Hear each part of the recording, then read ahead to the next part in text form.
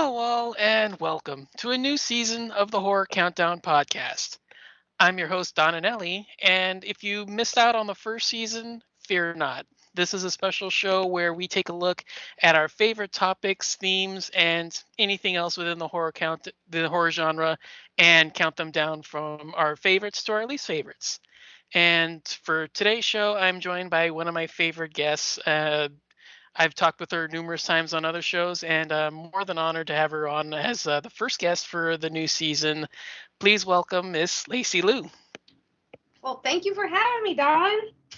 Yeah, Hey, great. Nate. Yeah, we just ended up talked quite recently on one of your shows, which we'll discuss in a few minutes. But yeah, it's great to finally have you on one of my shows for once. So great to have That's you here. not, yeah, that's not fresh cuts. Yeah. Yeah, because this is actually my show and not me guesting as the third co-host on somebody else. So for today's episode, we have our 10 favorite horror deaths. So this was your topic. Let's get a little behind the scenes info on the selection process and inspiration for choosing this. Well, I asked, I figured you probably had already done this on season one, and I was kind of surprised that you hadn't. So I was like, well, this is because this was my original idea of what I wanted to do Um, last season, but you had so many guests lined up or whatever, so I was just like, yeah, we'll go for next season. So, Um, okay, so okay, maybe real quick, just to interject. This was one that was selected, but the episode fell through, and the host never got back to me, so it never really got beyond that. Somebody had inquired about being on, but we were never able to get anything going. So this was it was on the table at some point, but yeah, nothing came of it. So well, you know what I call that, Don? a loser. Well, that and fate, because I was meant to do this episode for the Well, premiere there, episode of season two. well, there you go. Yeah. I'm more excited than to talk about some gruesome deaths. Yeah, I kind of went that route too. Some of my choices, I initially went with the over the top and just plain graphic. But yeah, I got a couple of others that maybe they're not as over the top, but they're much more, I think, memorable. In terms of creativity and concept, more than anything. So I don't know if you put any thought into that, but I kind of tried to mix everything up and do a little column A, a little of column B. Yeah, I had a feeling you would probably go with some like off kilter picks of like non-mainstream movies, and mine are probably going to be a little bit more mainstream than yours. Uh, That's my prediction. I'll be surprised if you have. Um, I'm curious if we have any of the same ones actually. I don't know. I think there may be a few. Looking over, I definitely think there may be one or two actually. Maybe not. Maybe we have the same film, but we have a different death. I'm thinking that could be a potential thing here. Oh, but see that's Uh, interesting though. You know. mm, yeah. I mean, it just goes to show you that there's been so many that we can probably get away with doing something like that. But yeah. If we have nothing else, might as well get started. So let's start off with your number 10. Okay. Now I know this is probably going, people are going to be like, but I actually love this, and it is a villain's death. Well, technically, this is where I choose to end the franchise for this timeline of Halloween. Hmm. So I do not acknowledge resurrection of how they retconned or reconned or whatever that word is. Michael Myers' death from H2O. So yeah, my number 10 is Laurie kills Michael by chopping off his fucking head. We can cuss on Hey. the show, right? Yeah, I can just slap the explicit label on here. You're fine. Okay, cool. Yeah, so when that happened, like everybody lost their marbles. Like, and just think if that's how the franchise ended. Like that's a pretty iconic ending, and it's definitely memorable. It's not gruesome, but to finally have a killer get his head chopped off, that's been, you know, 20 years in the making. At that point, it's 40 now, but at that point, like that's a pretty good feat, and I thought it was pretty iconic. So that comes in at my number 10. Yeah, it's actually my favorite part of H2O. I actually really like the confrontation with Laurie and Michael. That whole chase in the school, I think, because they start at the gate and then they go into the cafeteria, Yeah. and then they run back out to the outside. Yeah, I actually really like that whole part of the film. I actually really like that version of Laurie more than the other versions of Laurie. That's actually my favorite version. So yeah, I know I liked you, Don. yeah, the H2O version of Lori is my favorite version of her out of the three. 78, 81, and then H2O, and then H4O. The new trilogy, sort of, I think, is the three delineations. Yeah, H2O is my favorite of the three. So yeah, not my pick. Maybe if I did villain deaths, and I put a little bit more emphasis on that because I spent a little bit more time doing deaths dished out by the killer rather than killer deaths. That could probably be on there for significance, but yeah, I'm not mad at it. It's a great pick. Yeah, that's my only villain death, mind you. So Yeah. that's why it came in at number 10. Cool. All right. So moving on, this one was probably going to be my most out there pick. This is the mother's death in burial grounds. So real quick for this one, this is an Italian zombie film from 1980, I believe. I've seen various years. 1980 seems to be the most commonly used one. Basically, a group of friends gather at this villa out in the countryside, and they find out that the zombies have been reawakened from this underground tomb nearby and descend into the house and start eating people. The most infamous part of this is the fact that one of the participants has a son, a 10-year-old kid by the name of, I don't remember his name in the film, but it's an actor played by the name of Peter Bark. And it's quite infamous for the fact that it's a 25-year-old little person. So they have a little person playing this 10-year-old kid. And it devolves quite explicitly into the incestuous realm, where he very literally tries to breastfeed from her in the middle of everything. And the particular death in question is the fact that Peter, the actor who plays him, he ends up dying in the course of the film, and at the very end, he comes back as a zombie. And I said incestuous. Let's actually put all of the mental faculties that we have from that into motion and say it goes there. And the death in particular question is the mother being so traumatized that the son came back that she decides to willingly breastfeed him, and he bites her entire boob off. Oh wow. Yeah, and yeah, she just falls over and she dies. So yeah, like I said, this one goes more for the memorable route rather than anything else. But yeah, it's one of my favorites. Uh, Quite a big hit, actually, when played it for my sister and her friends at a birthday party, sleepover gathering that my baby sat them for. So yeah, Uh, I've yeah. never seen the movie. Oh, it's hysterical. Yeah. So I know quite recently that your show Slumber Party Massacre just did So Bad It's Good for one of its recent topics. I was debating whether or not I should put this one on there because I would kind of love to have seen how everybody would react to this. Mhm. Um, I ended up quite happy with the film I did settle on, but yeah, this was one that I did have in consideration for it, just because I think it very well plays into that so bad it's good thing. But yeah, if you see it, it's memorable. It definitely stands out, and it's my number 10. Right on. Yeah, I'll have to put that on my to ever growing watch list. Yeah, same here. All right, so moving on to number 9.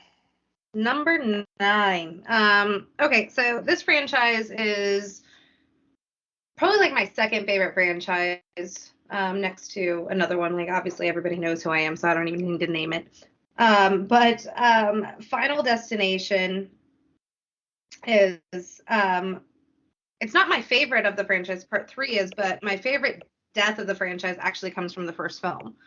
And I don't know. I feel like everybody would have said like the tanning bed deaths from 3, but for some reason, Todd's death was like so effective back in 2000. Like I was like 11 years old at the time watching this in the theater and never seen anything like it. And like I had like a fear of showers, right? Like from, Pennywise and Freddy Krueger coming up out of the drain, and just like showers are like, when safe spaces like get invaded for me, that's like my number one factor, right? Hmm. So Todd's death in the shower, and when the thing grapples around his neck, the wire from the shower curtain or whatever, Mm. and you just see like it's the most effective I've ever seen bloodshot eyes happen in a horror movie like ever, and it just looks so real. It messed with me. And I like it's not like the most gruesome death, but like the tension that was leading up to the death, even like, and Devon Sawa was trying to get to him in time, and like there's just little moments, like the tense buildup, and then the way it actually, like, because you don't know, is he going to slip and fall? Is he like, there's so many different variations of how he could have died in that bathroom, and the way that he ended up going. Oh man, it gutted me. Yeah, that was a consideration. That one, Yeah, and yeah, that one is actually on my honorable mentions for that very reason, because I do love a lot of where it goes with that, and it's one of the reasons why I think the first one is. I actually do think the first one is my favorite of the three of the franchise, just because I do think it plays so well with not knowing where the scene's going, yeah, and yeah, you're not entirely sure, like I think two does it as well. Like the first few deaths, where you're not entirely sure like what's going to be the actual death blow, but one nails it, and everything that they do in one is just you're not entirely sure. Like, okay, is it going to be this? Is it going to be this? Is it going to be this? And then they finally pull the rug out from under you, and it's oh wow, I wasn't expecting that.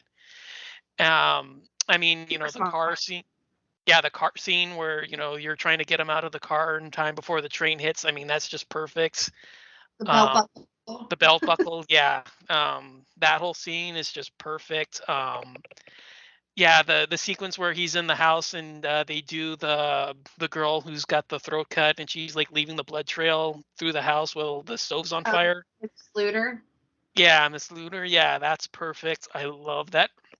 That whole sequence is I prefer that sequence over the bathtub sequence, but I think the bathtub death is I think a more iconic one. But yeah, yeah, that one's actually on my honorable mentions as well. But yeah, I'm a big fan of that as well. Yes. All right, so moving on to my number 9. This one again, I kind of did another one where I think it was iconic more than I think actual gruesome. So I did the hotel, or maybe it's a motel. I'm not entirely familiar how it would work, but it's the massacre in the My Bloody Valentine remake. Oh, So yeah, this one here is actually a two for one because it's two deaths, both done by pickaxe.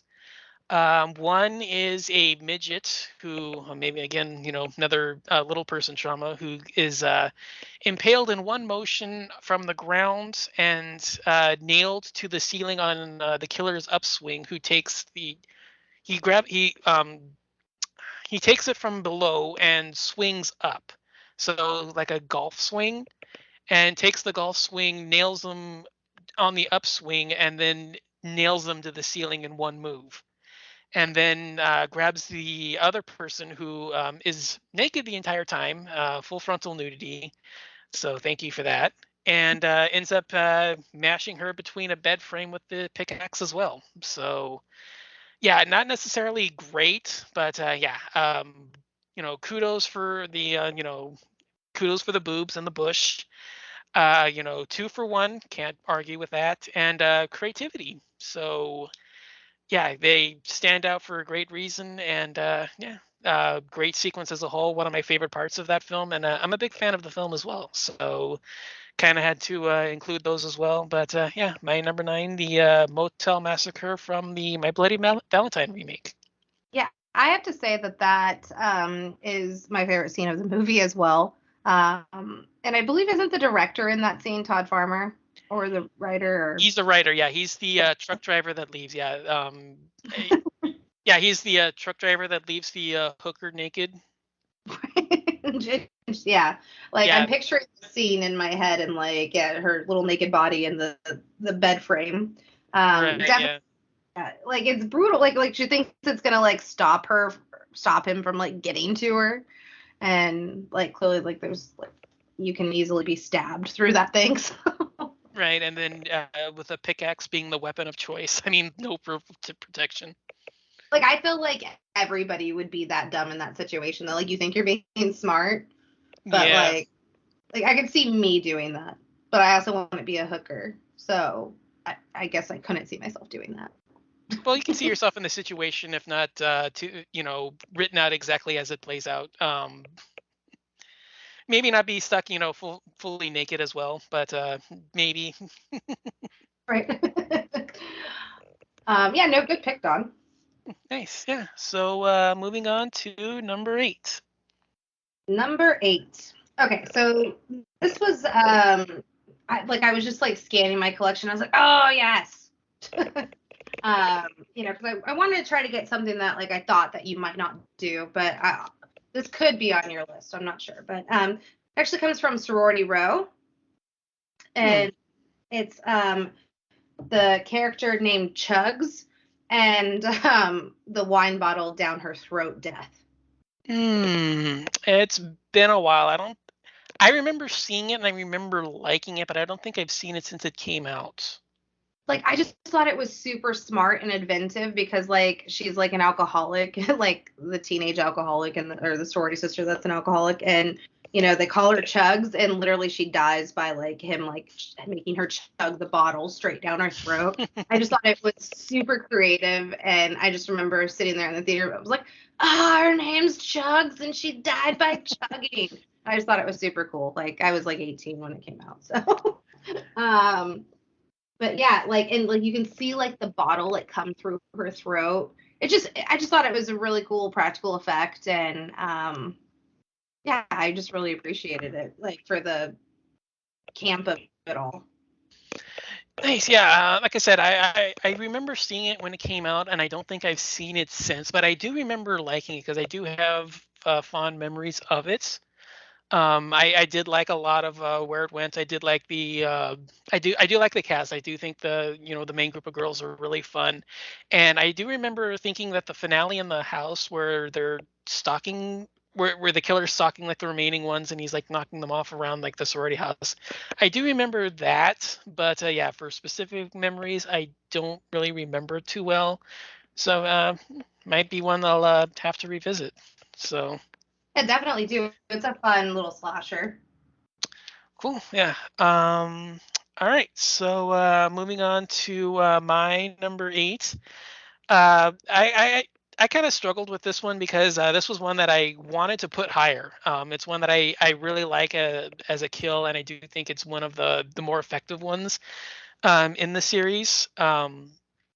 There's just so many other ones that ended up being put here above it, but I went with the handstand bisection in Friday the 13th Part 3. Ooh, that's a good one. Yeah, one of the first times where Jason is inventive with what he does. I love the lead up to this. I love the little couple interaction that they have because it's the I remember the chick is pregnant and then it's the boyfriend who's like hanging with her and then they have sex in the hammock. and then he gets up and he handstands away, like, doing like a little impressive move, and she kind of like giggles a little, and then Jason comes around the corner and stabs him, and you see like the one half of the body fall, so you think, oh well, that's no big deal, and then you see like the second lump fall behind him, and then it's like, oh my god, he actually sliced him. And I remember watching that the first time, and I was thinking, I was like, not a big deal. And then like you see the second half, and it's like, oh my god, wow. And you see like the little glimpse of him later on when you see that she gets out of the shower and the body's like stuffed up in I think it's like in the closet. I remember he stuffs him in the bathroom, but I don't remember exactly where, because she opens the door and he's like there, like you see him as like a shock effect. But yeah, the whole scene is like really cool, and I like the setup for it. It's one of the, like I said, first times where Jason gets really creative with what he's doing. But yeah, um, I do like I would like to see the uncut version because I don't have the box set, the Blu-ray box set. I have the old. I'm still stuck with that one on DVD, so it's not the upgraded version. But I definitely like to see how that looks in proper 3D because I think that would look really cool. But yeah, for me, number 8 is the bisection in Friday Part 3. Like I remember seeing like the scene, but like I watched it on AMC a lot growing up. Yeah, And it just like cuts away and like you don't really understand like, oh, okay, well he died apparently. Like all the good stuff's cut out, edited for television bullshit. right. So and it's like when you get the DVDs of these, like even if they aren't like the uncut ones, you're still getting so much more than what you do on the TV. It's like a whole different movie. Yeah, I don't really like watching Friday the 13th on TV. I don't understand how people can watch like the sci-fi or AMC or like, the Fear Fest Halloween stuff. It's like, I mean, yeah, they're still comfort food fun, but yeah, all those deaths are just so truncated and shortchanged, and you don't really get a chance to see like any good stuff. Yeah, I don't get it. I don't understand how people can like continuously watch them because they show them every year, and it's like, guys, come on, they're not that big of a deal. Well, I Buy the DVD or something. I mean, even that would be better, but to each their own. I don't get it. like I mean if you're going to watch it, like obviously like that's not how I would choose to do it, but like if you're like doing dishes or getting dinner ready and AMC is on, um obviously like it's good background noise, Yeah, like if you're doing I can see that. I mean, like I and said, it's on. Yeah, like and if you still have cable, like which I don't, yeah, but if you do, like I mean that's how I used to do it anyways. But so I think it just like creates like the ambiance of the season for that, if that makes any sense whatsoever. yeah. I mean, like I said, I don't know. I mean, I can't do it, but I mean, to each their own. So I mean, if you can, great. But yeah, I personally I can't do it. So, but yeah, we'll move on to your number 7. Okay, this is a movie that I remember watching as a kid, and I was like, "Oh, we're gonna have like a damsel in distress. Like he's gonna be the hero. He's gonna save her." Because nothing had like really full on like truly happened at that point in the movie, or if it did, I had missed it when I was a kid. And of course, I'm talking about Jennifer Jason Leigh and The Hitcher. Mm. I feel like this should be like higher on my list, but there are just a couple more that like I don't know, like are just more like impactful to me for some reason. But this one, it's brutal. I mean, she gets ripped apart by trucks, and it's been a long time since I've seen it, but like you never like leave the image never like leaves your mind, and yeah, it like I'm like just anytime limbs are being pulled off, it's something that bothers me. So yeah, definitely. I think it's one of the most iconic death scenes in horror movie history for sure. Yeah, it's been a while for me. I'm more familiar with the film through again seeing it on cable because I remember watching it a lot on. I don't want to say TBS or TNT or some one of those other channels, but I remember seeing it a lot there and not really being that impressed with it, but trying to like figure out why a lot of people were fans of it. and it wasn't until I got the DVD of it that I actually I finally like watched properly for the first time, and I liked it a little bit more, but I'm still not a huge fan of the film. But I can definitely see why a lot of people would put that kind of a scene there. I think the film as a whole is a little too slow and boring and talky, so it kind of like really I don't really like think highly of the film, but I can definitely see why a lot of people would like that particular scene.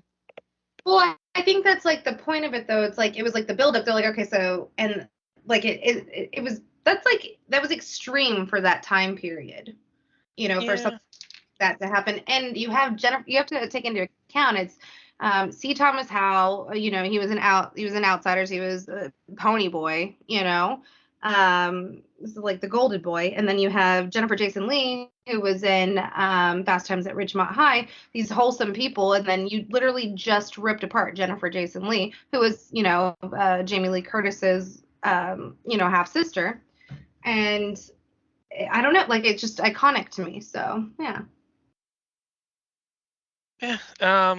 I mean, like I said, I don't have a lot of fondness attached to the film, but I can definitely see why that sequence would work for others. So Yeah. we'll What's your move on. My number seven, I kind of went with one of the most iconic deaths in the franchise history. Um, I'm not a huge fan of this particular series. It's kind of one of the reasons why this would be so low for me. But I ended up going with the tendon walk from A Nightmare on Elm Street 3. Um, Oh, yeah, yeah, it's one of the most iconic scenes, and it's one of the most iconic films. And I know a lot of people love this, but I'm just not a Freddy guy. Freddy's just never really, you know, I'm just not a Freddy guy. He's just never really worked for me. But props for whoever came up with this, because this when I first saw this was almost nightmare fuel. I mean, there's so many things going on. The idea that he actually, is seen visibly manipulating your body, but you're not dying immediately. And that was always like one of the things when I first saw it was always like, brutal immediate impact, and it always like led to a death no matter what happened. yeah. I mean, like you see, like, I mean, even in like Friday Part 7, where he shoves a party horn in somebody's eye, like that immediately killed him. And it was, I mean, like you see like so many people just like getting stabbed in the stomach, or like they get their arms or their hands chopped off, or decapitated, or like stabbed or slashed, or like whatever. It was always like whatever happened, it was always like an immediate death note. But here, like, he visibly, like, he cuts the body, and you see like the slit along the wrist, and then the other wrist gets slit, and then you see like the feet get cut open, and then the other foot gets cut open, and then you see like all of them just like the tendons just start getting pulled out from under, and they're like just being like manipulated by some unseen force. And he's walking out of the room, and he can't do anything about it. Nobody knows like how to stop him, and it's just, yeah, that scene really got to me when I first saw it, and it was one of the reasons why I've always kind of, even though I'm not a huge fan of the series, I've always put 3 as my favorite. Uh, I mean, I know a lot of people are like that, but for me, it was just the only thing I like about 3 is this particular scene, and it's the reason why I think so highly of it. But it's kind of a mixture of both. It's gruesome and graphic because you see like the slices and the veins coming out, but it's also memorable because I know a lot of people are so enraptured and fanatical about the film. But yeah, for me, my number 7 is the Tendon Walk in Nightmare on Elm Street 3. Yeah, that's a great, fantastic pick. And it like I feel like that was Freddie like at his most mean spirited. Especially because these kids are like in like a mental hospital, and this particular death, like it's so highly effective because the kid is in there for trying to commit suicide. And what does Freddie do? He literally, as you said, slits his wrists, and then, cuts the strings, um, and it makes it look like he had a suicide, jumping out of the window. Like, so I just feel like, yeah, part Dream Warriors is so much more mean spirited than some of the other films with Freddie. And I think that's why it's also like just highly effective for a lot of people. Yeah, some of the other deaths in there are also kind of the same way, where era I and the drugs and yeah, the drugs, like, the junkie who's, injected, or the TV star, the actress who's, jumps into a TV. I mean, okay, yeah, an execution, like, how would a person even be able to, go from a seating position to jumping 10 feet into the air to impale their head inside? But yeah, I definitely do think that there's a little bit more of a, you know, at least tried a little bit more with this one for the kills. So maybe that's one of the reasons why I think it's more popular, beloved. But I mean, like I said, Freddy's just not my guy. But this is always the one that stood out for me, and this particular death is the one that's my favorite. So yeah, my number seven. Let's move on to your number six. my number six comes from a sequel, and I feel like a lot of this death is probably on a lot of people's list. It is the Elizabeth Bathory style Hostel to Death with Lorna, played by Heather Hmm. Mazzarato. Where she's like I mean, obviously, like she's like plays a character that is, you maybe autistic is the word. I don't know the proper term to like she's not as up to pace as like an average person, right? So, so it just makes her death even all the more sad. And like she's very gullible and just believes this guy. Like I think the guy is ugh, like I wouldn't have fell for him. So, but and you're expecting like just a regular hostile death from like the first film, right? To where I love how it was like expanded on in the sequel. I think it's a highly effective sequel. Because in the first one you just see them like in rooms, and this one it's a female killer, right? And you didn't have that in the first film, so I think that just makes it even the more gruesome. And when she's like strung up above the bath, and she's got the what is that thing called? I can't. This Uh, yeah, I think it's like some. It's a harvesting tool, but I don't remember the actual name. I think it is a sickle, but I don't know if that. I, I don't know if it applies to one, because a sickle is like the more like hand-sized one, but I don't know if like the full, like, if the two different tools don't have two different names. If that's what I'm trying to say. Yeah. Yeah, But it looks like yeah, yeah, it looks like a sickle, but I don't know if it applies to both. and like, but just like the torture that happens before the final slitting of the throat, and then she just like bathes in her blood, and it's just so like demonic and weird, and like just I guess demonic's not the proper word, but like it's wrong. Like I can't think of like a great adjective at this moment, but like it's gruesome, it's bloody, it's a great gore death. It's sad because you feel for this girl because like she didn't do anything to anybody. And like 'cause sometimes you root for characters to die, right? I mean, like obviously like she was a tag along and shouldn't have been there in the first place, but like she was dumb, and I just felt for the girl, and she has one of the most gruesome deaths in horror movie history, in my opinion.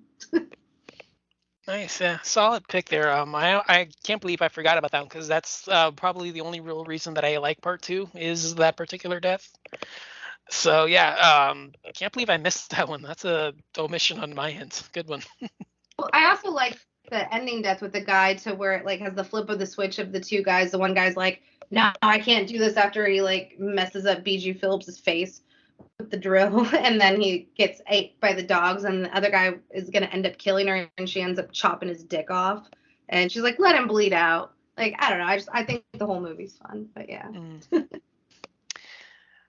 All right, so moving on to my number six. This is another pretty popular one. I know a lot of people are probably gonna have this on their list if they were to choose one, but I went with Jesus Wept from Hellraiser. So Oh, yeah, a lot of this one is just how iconic the image is. With the skin being stretched and the chains on. Like, I think there's like at least like 8 or 9 different points where it's stretching on his face, and you see like them embedded in his face, and they're like pulling it apart, and like this is just the last gasp breath that this guy's gonna have. and he just goes ahead and pulls out this line, and split second later, just explosion, and it's just y- one of my favorite head explosions of all time. I absolutely loved it, and when I first saw it, I was just like, oh my god, are they actually gonna like show the head rip, and they're gonna like show like his brain oozing out, or it's like what's it gonna be like? And he turns and he looks and he gives the line, and then it's just and it's whoa. And I wasn't expecting that they'd go that far, because I thought they would do like maybe kind of like an imagery thing where they show the chains in his face and the skin ripping, and then it gives you the idea that it's going to happen, and then it just cuts to her like just grimacing away from it, because Christy's watching it the entire time, and I figured that they would cut to like her like looking away, or she'd exit the room and then you'd hear it in the background, but I didn't expect that they'd actually go there and show it. And the fact that they did show it, it was wow, it was a it kind of caught me off guard when I first saw it. And it's one of the the things I do look forward to, because I do think that because it's the boyfriend wearing the father's skin, and you just feel all greasy and slimy by what happened just before, where he tries to like put the moves on Kirsty, even though it's the brother, but he's wearing the dad's skin, and you just get that Ugh. grimy, you get that grimy feel Yeah. to it. Yeah, and you just see that, and it has that it's a bit of catharsis in the film, if you can even call it that, but it's kind of like the closest feeling you get. Yeah, I really like it. It's one of the big things that stands out for me when I do revisit it. But yeah, for me, my number six is the head split from Hellraiser. Yeah, I feel like because of that first film, I feel like all the other Hellraisers are just going to be doomed to fail because you just can't capture what had happened in that first movie again. Like part two is fun and fine, and I like it, but nothing compares to that first film. And you know what I mean? Like I feel like Yeah, every other sequel is so watered down compared to this first film. yeah. I do like ideas in a couple of the sequels. I do like three. I think three's fun. It's kind of a little bit more of a popcorn film, where it takes it out on the road, and you see like Pinhead traveling through the city and the Cenobites and all that. And I think there's some fun to be had there. Um, Four is not bad. I don't mind it, but yeah, a lot of the quality is diminished, and they're kind of I don't want to use the term like lower budget, but you can definitely tell that there's a lot less care put into them. They're just kind of there. Yeah. But yeah, I don't hate the sequels, but yeah, I can definitely tell that the first one is still like the best of them. So all right, so we'll move on to the top five, and see what comes in store. All right. Number five coming in for me is apparently I'm just a sequel person, but I love the opening of Texas Chainsaw Part Two. Mm. Um, with the college boys calling into the radio. I've talked about this on multiple podcasts before, but so I'd be remiss if it didn't make my top five.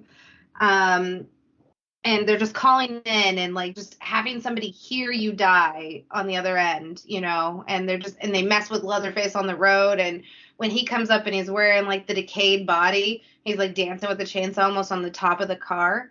It like freaks me out. And the dude with the spectacles and like the little gun, like it's I think it's the scariest scene in any of the Texas Chainsaw movies, and I'm not even lying about that. I truly believe this. It freaked me out as a kid. It freaks me out now.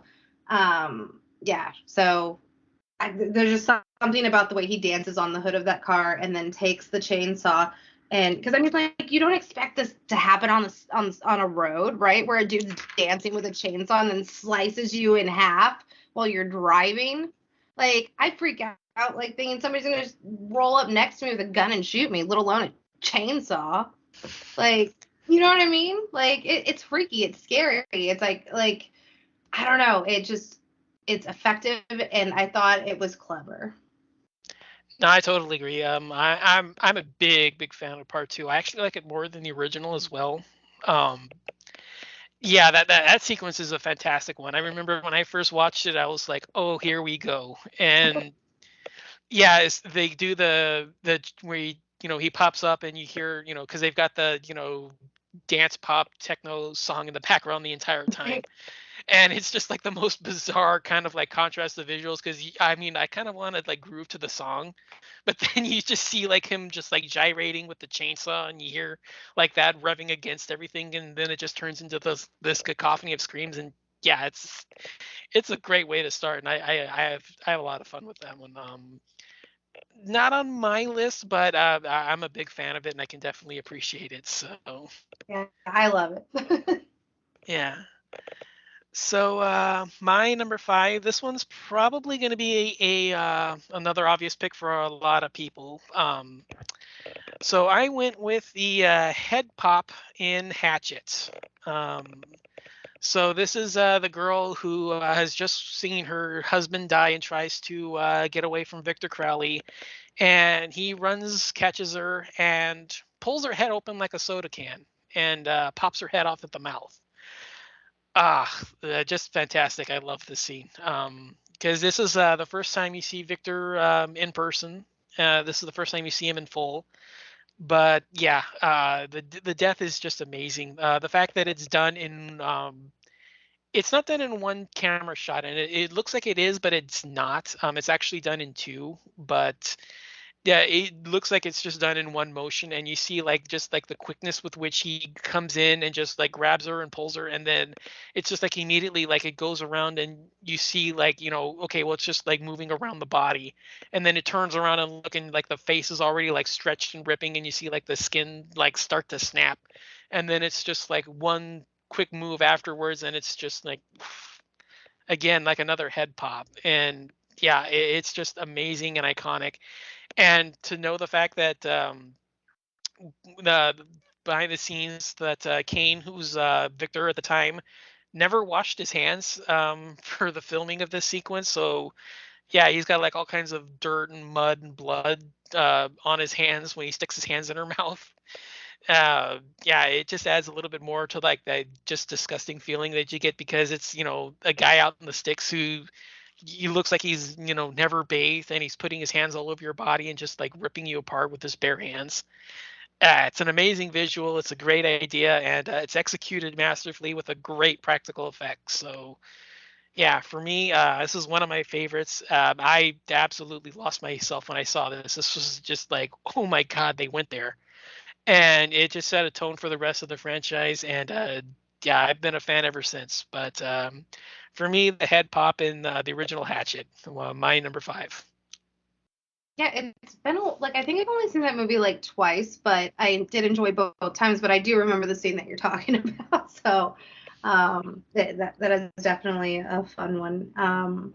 Like the look of Victor is great too. Oh yeah, I love the design.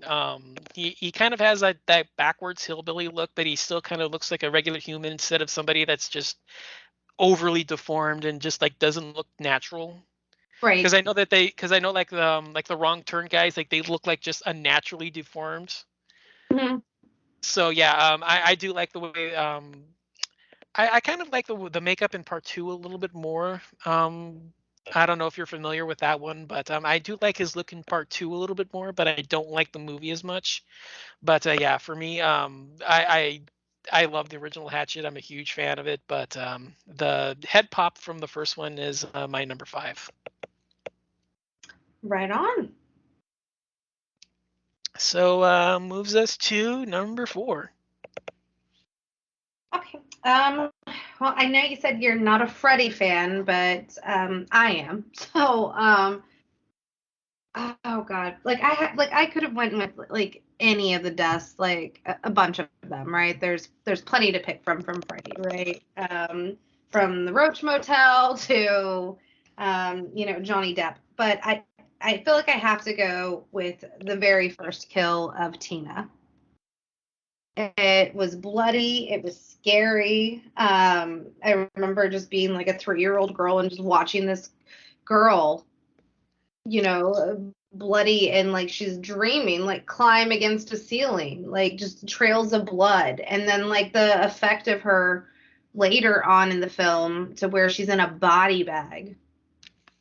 and she's just following Nancy around. I don't know, like it was bloody, it was gruesome, and like you can like when she's dreaming, and then you just see his razors, like you can't see it in the air, but it's so effective of when he cuts her, and you just see the knives for fingers, right? Because they had been like it was the buildup of talking about these knives, and just to see them without even seeing them make cuts on her, so like obviously like it's happening in the dream world, but it's happening in real life. So I don't know, I feel like I believe in like the whole dream things, to where sometimes like I've never died in a dream, so like I can't say that like if you die in your dream you're dead for real. Like I don't, like it's a scary theory to think about, right? So I don't know, but like I have like woken up, like so like I dreamt, like this is gonna sound so stupid, but one time I dreamt that Jason was chasing me in a dream. Jason Voorhees, yes. And he had a machete, and he had cut off four of my fingers. And like I remember, like I must have been like sleeping hard, because like when I woke up, like my hand, like it was like my hands were, it was like my hand was numb, and it looked like like it was like in a fist though. And so like when I looked down, it looked like my fingers had been cut off. And so like obviously like that was probably why I was dreaming that, right? But it was effective. So I don't know. Shit's scary, and Wes Craven is a master of creating, iconic death scenes in horror films, and Tina has to be up there. So that's my number 4. So being truthful, this is my number 11. Yeah, this one just barely missed it. Yeah, I completely agree. This was I remember watching it the first time and just thinking as like, oh my god, like what's gonna happen? And she just goes higher and higher up on the wall, and it's just like, like what next? And is she gonna like it's like they split open and you see like all the blood just like drain down and like just cover the bed, or it's like he's gonna like chop off a part of her body and it's gonna fall to the ground or whatever. And I just remember being like just fascinated by it and just like watching it and just like, wow. And yeah, I mean, I completely agree. It's one of my favorites. It just barely missed out, but yeah, it's my number 11. So honorable mention, but yeah, I completely agree. Like I remember getting, like I think this is one of the main reasons I got so pissed off at the remake, is they tried to recreate this scene, and it literally just pissed me off. Like because it's so lackluster. Like if you're gonna do something, do it better. And they didn't even go for it. You know what I mean? Yeah, I think New Nightmare also tried to recreate it with Yep. the baby, And yeah, the the baby. babysitter. I don't remember that one as well. I don't remember that one that well, but I remember that they did that one in New Nightmare as well. Yeah, and yeah, it just wasn't as good either. But I mean, well, I think what made that one stand out a little bit more is that it's happening in front of the little boy. Yeah, because that was in the hospital. Because that was when I think they're trying to keep her under observation for what's going on with them. I don't remember the details because it's been a while since I've seen it. But yeah, I remember that it was with the hospital.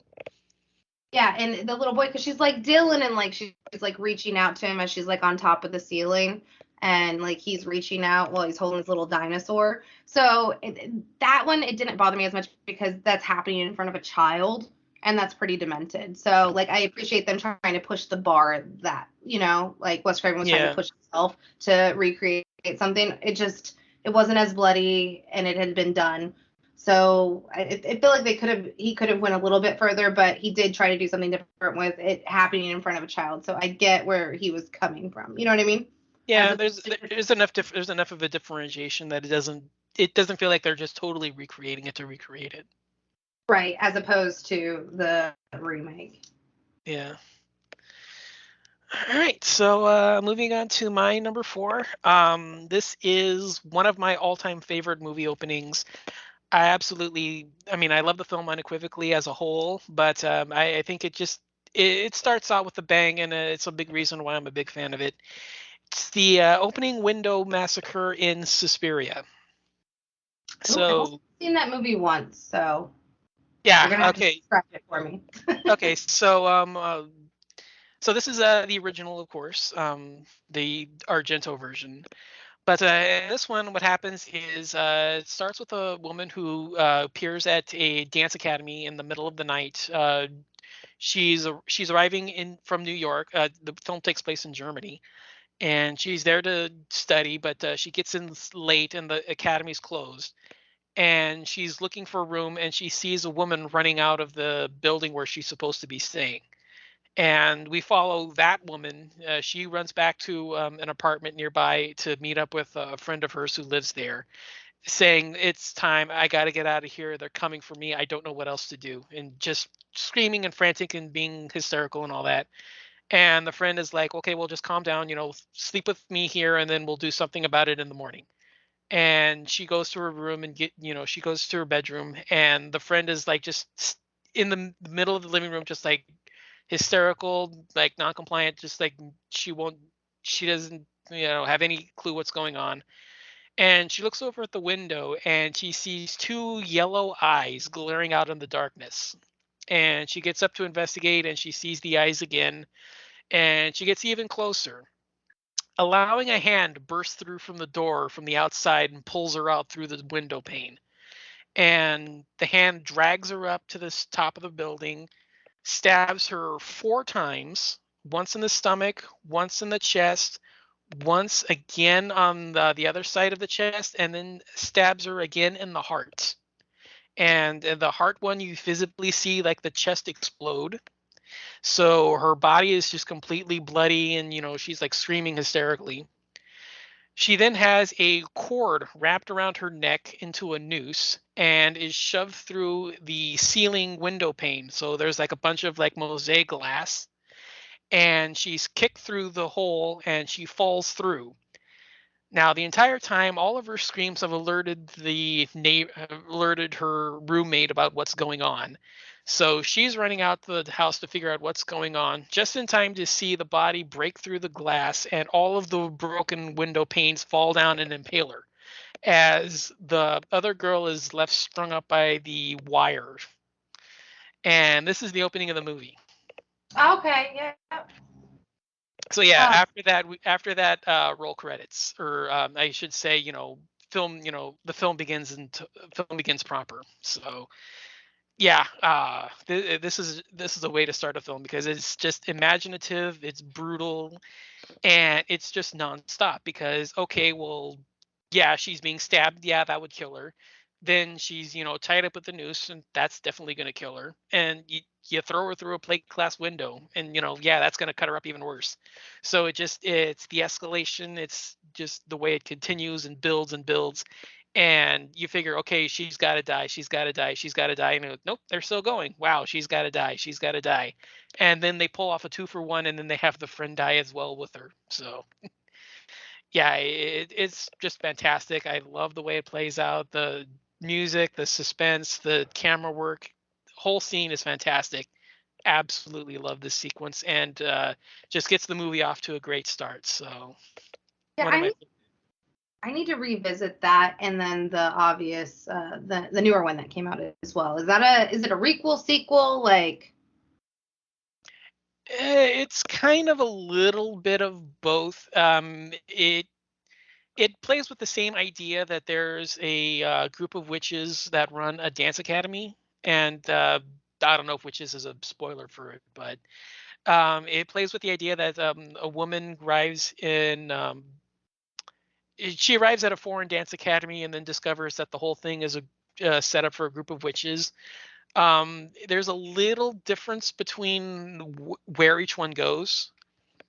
So Argento's version is much more the witches are malevolent and trying to kill her. In the remake or prequel or whatever, it it's not necessarily that they're malevolent, but it's just the fact that they're witches, and she doesn't know like whether to trust them or not. Um, there's also I think a few instances where, like I said, this is kind of like where like I'm not necessarily sure it's a remake, where they make references to what happened in the original. Like there's definitely certain instances, inferences being made to what goes on in the original version of Suspiria. So it's not necessarily like it's kind of almost like they take place at the same in like the same universe, but they don't necessarily. Yeah, the references are kind of weird, so it's kind of hard to really say if it's a true requel or if it's a remake or sequel or whatever. But it has its merits, but I still vastly prefer the original. Right on. Yeah, like I know like the color schemes were different, right? Right? Yeah, the original has a color scheme. The new one doesn't. Essentially. Yeah, it just gives like a different feel, right? Yeah. Like I said, the original is definitely much more. They're malevolent, and you definitely have like it plays almost kind of like fairy tale-ish with the way that like the way that they impose their magic on everybody, whereas the remake or the new one, it you don't really necessarily know if they're truly malevolent or if they're just the fact that they're witches, we have to do something about it, kind of a thing. So yeah, there's definitely a different vibe and a different tone between them, and the closest thing is that there's a lot of storyline similarities, but that's kind of like the main thing that connects them more than anything else. Right on. Yeah, I know like it's like really in depth and like a lot to discover within those both of those films, like if you watch them back to back. Hmm. Yeah, definitely. Okay, my number three. Yep. Okay, I know this is probably going to surprise people seeing my love of Scream so much, but I'm actually going with a death from Scream 2. And like Casey Becker's death is iconic and whatnot, but for me, and I love it. It made me fall in love, but there's something about the opening to the sequel.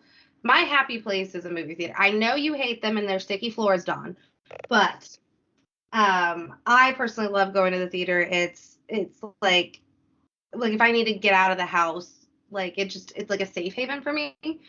And to see something like that happen in the opening of Scream 2 to where you could die in such a happy place, like as I'm watching it, like in the theater, I was like, is somebody going to kill me right now? Like that shows you how effective it is because you never know who's sitting next to you. It's creepy, it's scary, it could happen.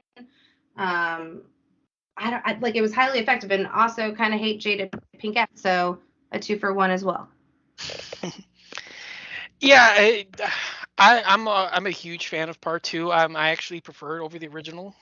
Two is my favorite of the franchise. So yeah, I do agree. I do like the opening to this one. I kind of put it in more with the prank at the where the payoff at the end where they think it's a prank and they just ignore it until it becomes obvious that it's not.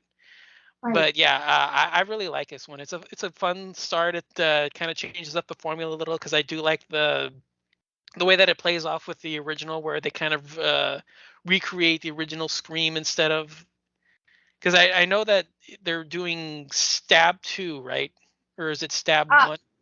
yeah, it's just Yeah. stab, the first Yeah, so stab. Stab 1 recreates the opening of Scream 1. Yeah, that's what it is. Okay.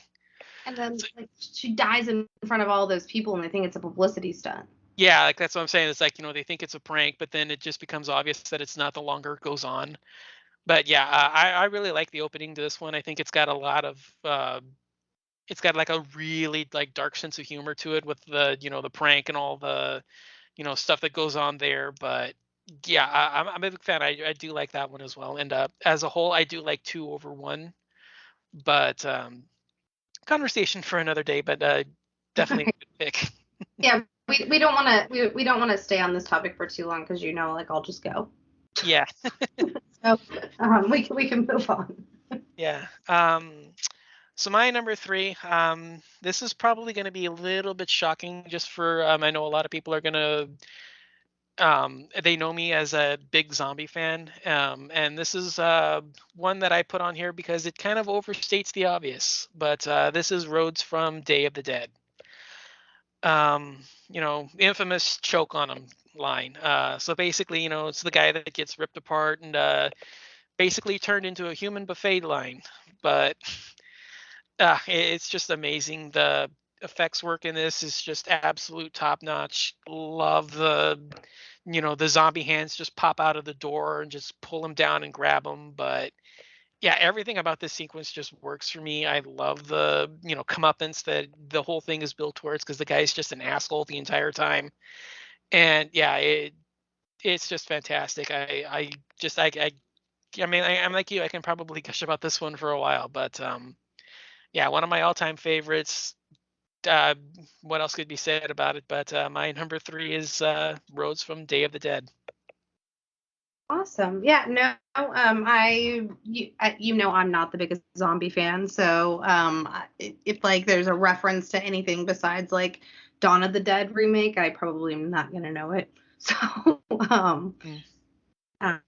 but yeah, no, maybe like I don't know, but I'll have to watch that if it's that high up on your list. Yeah, it's so this one is basically the third in the trilogy.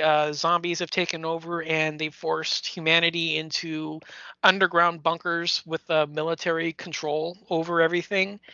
And one of the groups of people there are a group of scientists that are trying to conduct a cure, and things escalate from there. I don't want to spoil it too much, but yeah, things just go haywire, and you'll have to see what goes on. But yeah, this is a complete and total dismemberment of the human body.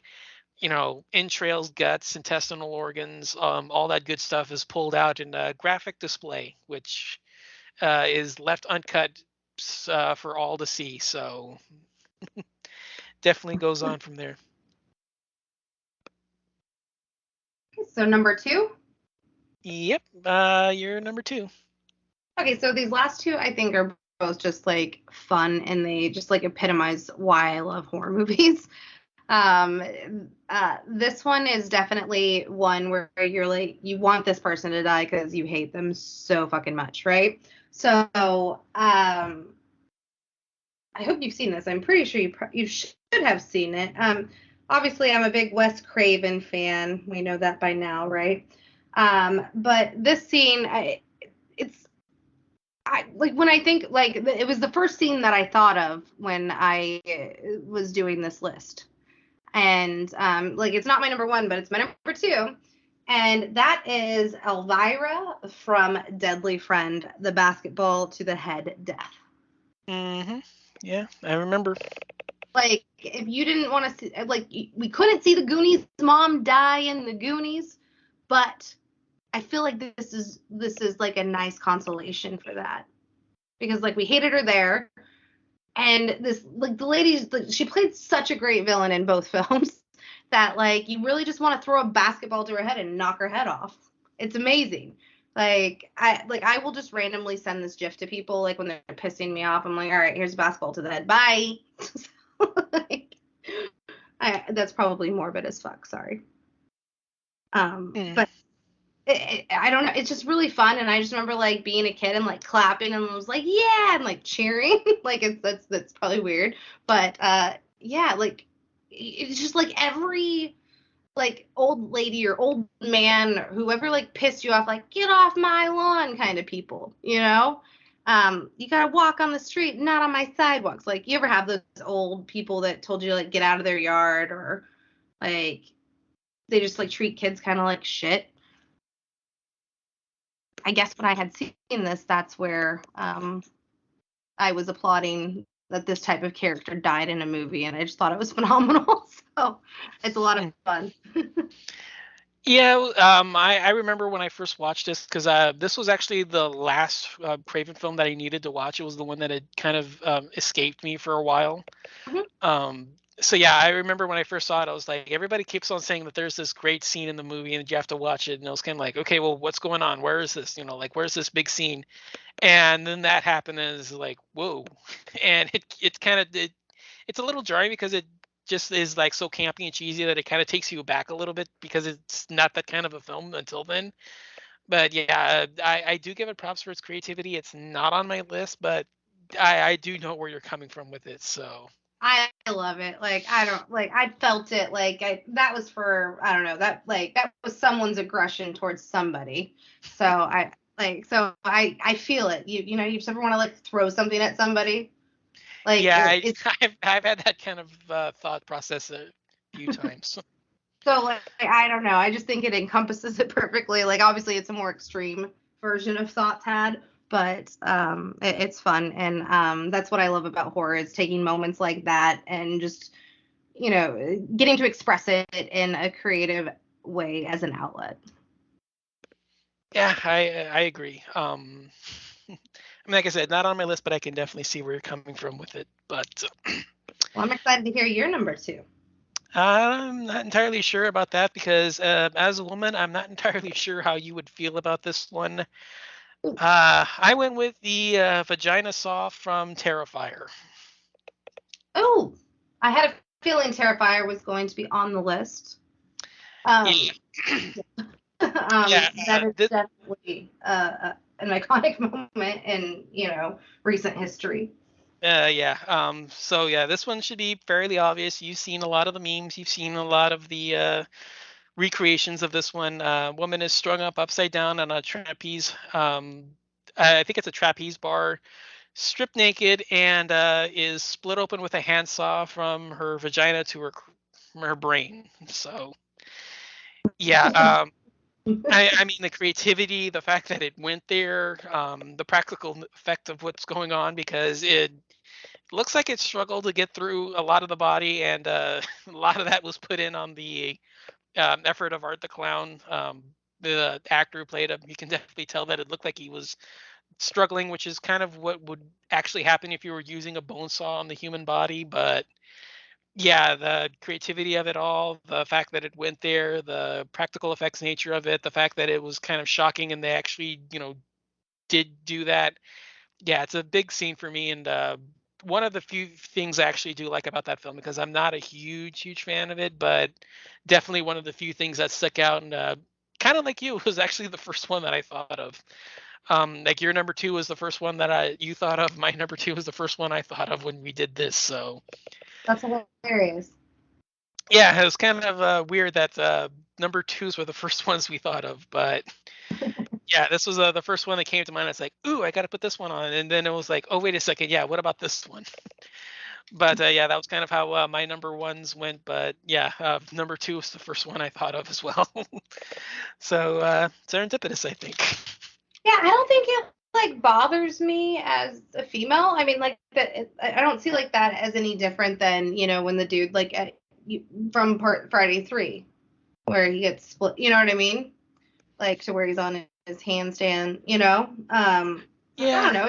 Things don't like that bother me. Well, I'm just saying it was kind of funny that you were saying that about what you about being intrigued, and then it's trauma to that part of the woman's body, but Yeah, well, I mean, like it's trauma all over to her though. Like I mean, it starts there and then ends obviously from.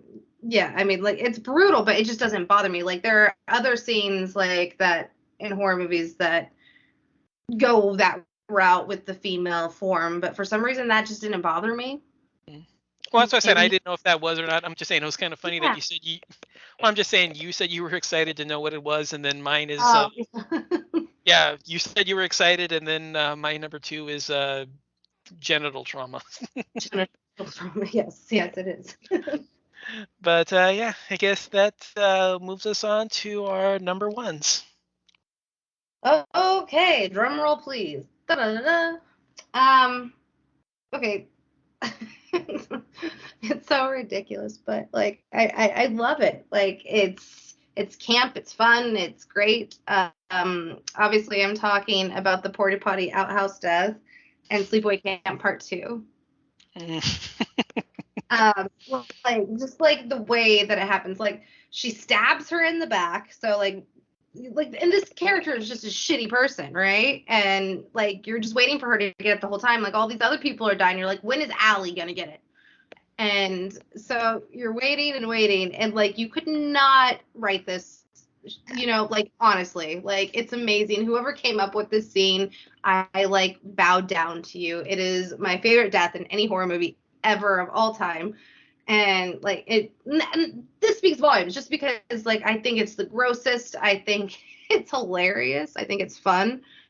And I feel like this is the movie that made me fall like in love with like independent like films, like because this wasn't something that like I seen on the big screen. It was something I went to like the video store and rented because of the cover. It had a girl with that was like camping with um, it had a Freddy glove and a hockey mask on it.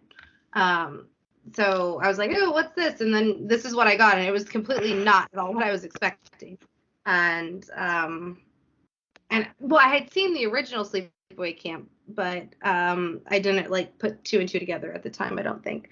But yeah, so when she puts her in that fucking toilet, or that outhouse, and like she comes like and she's like coming up like gasping for breath, and like she's got leeches on her face, and she's like, you know what's down there? Leeches for leeches like you.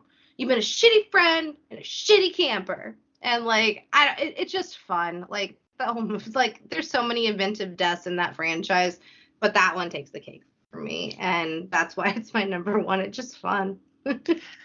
Nice. That's another honorable mention for me. That's another one. I'm a big fan of that as well. I love that because it's the line at the end. They're leeches because you've been a leech on this camp the entire time. You're a shitty person, a shitty camper, and you get dumped into a pile of shit. Right. Like the whole thing is just it's just perfect. Yeah, didn't make my list, but yeah, another one that's on my honorable mentions. Yeah, I love it. It's campy, no pun intended. Right. Well, my number one is also kind of campy, but not necessarily the I guess you could say earthbound camp, but more spacebound camp. Mine is the Frozen face smash from Jason X. Um, I just fell in love with this. The first time I saw it, I was just like, wow, because this was actually I think like the it wasn't the first of the films I'd seen, but it was the first Jason I'd seen because I'd only seen the original and then I'd seen this one. I hadn't seen any of the other sequels yet until a little bit later after this one came out. So this was like the first time I'd ever seen Jason like unleashed for the first time, and I was just like, wow, like this is gonna be my guy. Like the creativity, the ingenuity, the fact that he actually does, with the you see the face crystallize underneath, and then he pulls it up and just looks at it for a second and then just smash. It's like, yeah, I did that, but then he just like looks away and just dunks her to side, and just you see like the particles just scattering across the tabletop. Ah, just like, yes, this is my guy. This is the one. But yeah, Do you like the rest of the movie? I actually do. I do think it's fun. It's not good, but yeah. I mean, I kind of I lost it when you do the VR sequence with the. It's not the girls, but it's the sequence with the monsters where they're training in the hallway, and then Jason appears and slices the creature to pieces, and then it's like, wait, who's this? Like, when did you program him in? And then he just goes ahead and kills him. Oh my god, I lost it at that. That was just hysterical. I mean, the corkscrew death is fantastic. The Marines are hysterical. I love the robot. The robot is amazing. I love. Oh, come on, what's her name? KM. KM, yeah, yeah, she's hysterical. I love her. Uber Jason's not my thing. I probably would want more screen time with him, or at least like his own film. He's kind of like the letdown for me, but as a whole, I do really like it, and I have fun with it. It's not my favorite in the franchise, but I do think highly of it. But I mean, I know that you're familiar with people that aren't fans of it, but Yeah, the head smash kill, and then when they're trying to trick him with the sleeping bags and like going back to camp, those are like the only two moments that I like of that movie. So mm, I do know that a lot of people love that scene, and it's definitely one of the more enjoyable moments of the film. yeah.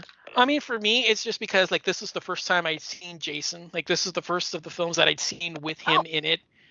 Because yeah, I had only seen the original and the original before it, because I seen the original first, but he's not in it. And then I had seen Jason X because that was the order I seen it. The order that I saw this franchise is so completely out of whack. It's hysterical. So, I mean, real quick, the order that I saw the films would be the original, Jason X, 5, 2 and 3, 8 and 9, or I should say 7 and 8, then 3, then 4, then Jason Goes to Hell, then 6, then the remake. Mine would be 1 through 5, 7, 8. Which one's 9? 9's Go to Hell, I think. Oh, okay. So it'd be 7, 8, X, Freddy versus Jason, the reboot, then 6, and then 9. I know it's Wow. weird, but yeah. Yeah. I mean, like I said, yeah, the order that I saw the franchise was completely out of whack. So, Yeah. like, this is like seeing Jason for the first time and like seeing him in action, kind of. Because I Mm-hmm. mean, I'd seen like clips and stills and stuff of him, but like not actually like seeing him in person, but like actually like him actually doing something. So yeah, I think a lot of that's kind of one of the reasons why this one sticks out for me. But yeah, I'm a huge fan of huge fan of it, but guess that wraps us up. So before we leave, do we have any honorable mentions left? Yeah, I have a couple actually. Cool. Um, we have The Lost Boys' Death by Stereo, Nice. Mrs. Kettlewell from Child's Play 2. Oh, nice. That's the teacher, right? Yeah, Okay. Mrs. Kettlewell. Yeah. Yeah, you know. Yeah. The paintball deaths in Child's Play 3. Ooh, nice. Yeah. Uh, uh, Annie Wilkes, when when James Caan kills Kathy Bates in Misery, with the typewriter, and like you can just like see her head, and it's totally a dummy kill, but you get what I mean. Yeah. The Strangers, when the friend comes in and Oh, nice. Yeah. I forgot and about that. they end up blowing him away. Yeah. I don't know. Have you seen the movie Popcorn? Once. I have an idea of it, but I haven't seen it. It's been a while, and I've only seen it the once. Okay. Well, this dude, like, he didn't do anything, but like, he's dressed up as, like, he says he's like a mental institute patient, and so he's like in a straight jacket and white hair. And he says he looks like a fucking snow cone. But like he goes to the bathroom, and in Popcorn, the guy, the killer or whatever, is able to like recreate their faces. So he comes in the same costume, dressed up like him, looks just like him, and then he just starts pissing on him. And then and then stuffs him into a bathroom and then kills him with like a gas stink bomb. But he literally died by, like, he got pissed on and then he got suffocated to death. And I don't know, like, so it sticks out for me. Nice. And then Yeah. my final one that I had, obviously I could go on and on. There's a bunch of deaths, but um I was trying not to go with the Scream route because, like, obviously we'd be here all day. So that's not even on an honorable mention because that's a whole podcast in itself. But I chose The Nanny from The Omen. It's all for you, Damien. Like, it's one of the most Hmm. effective, scariest, freaking creepiest scenes ever when she just hangs herself. So, yeah, those are my honorable mentions. Nice. Yeah. I have a few left over. So one for me would be the first Scream. I do like Casey's death, where she's strung up with her intestines on the tree. I put it on my list if I would actually have seen it rather than just getting the aftermath. But yeah, that one was on there. Um, I do have a couple of shark kills. What would have show be with me without goofy shark kills? But I have the slip and slide kill from Go Shark. I have the shark bisection from Sharknado 3, where I'm gonna say, how do you not have a shark kill on your top 10?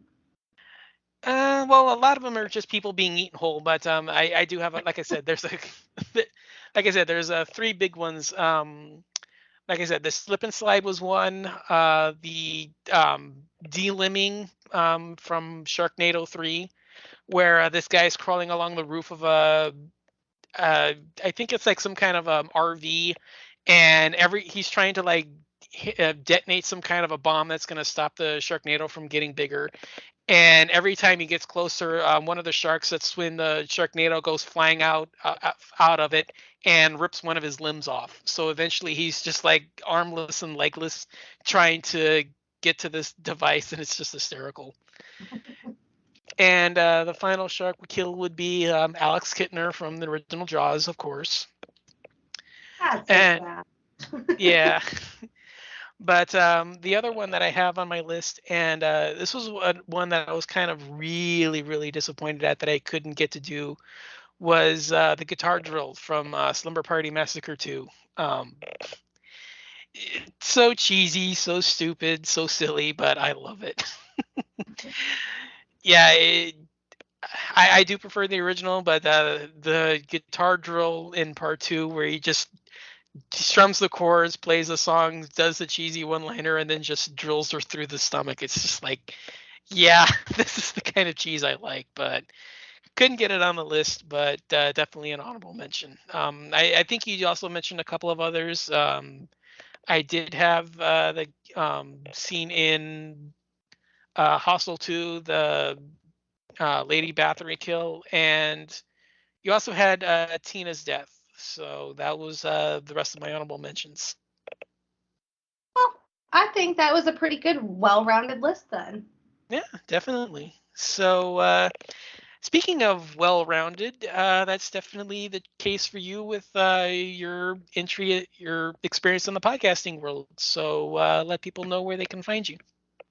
Oh, well, on the Cut to the Chase feed, you can find wherever podcasts are available, like Spotify, Anchor, which all the podcasts that I run are under that, just Cut to the Chase. Um, I have several shows. I have Cut to the Chase. I have The Last 20 with Carly Ray, where we discuss the last 20 minutes of horror movies and whether it makes or breaks the film. Then I have Skip to the Loo, which is like my side cast of where I do interviews for people that are working in the film industry or television or writing books, authors, whoever. Um, and then I also do Skip to the Loo bonus commentaries on that as well. So that's where you can find the interviews and commentaries that we do. And then I have the Slumber Party Massacre with Heather Powell from the Friday Night Bears podcast, Rebecca Reinhardt, director of Tin Roof and the Embalmers, and a bunch of other indie horror projects. I can't talk. Indie horror movies. And my sister Nikki, who has her own YouTube channel, Foresight Chandler. And then we have Carly Sonfeld, aka Carla, who is of has in her movie podcast. So where we have a 3-act podcast where girls get together, and we have in the first act girl talk where we discuss random topic for the episode, and then we play a game, and then in the second act we it's called Pillow Fight, so where we have topics that we debate, and then the third we have a feature presentation. So yeah, and that's a lot of fun, and that's a once a month show, and we just actually dropped one yesterday for It's So Bad It's Good Horror, where we let our listeners choose our picks for that one. Yeah, you can find links for all of that in the show notes down below for you all to check out, and I definitely recommend them because you will probably hear me on one of the more recent Cut to the Chases because I'm on there to discuss Christmas Bloody Christmas, which came out a couple of weeks ago. We covered that on there, and yeah, all of the shows and stuff will be linked below for you to check out. So Thank you for listening, and I hope you join me on this endeavor into season 2 of the Horror Countdown podcast. So until next time, we will see you with a new topic. Bye.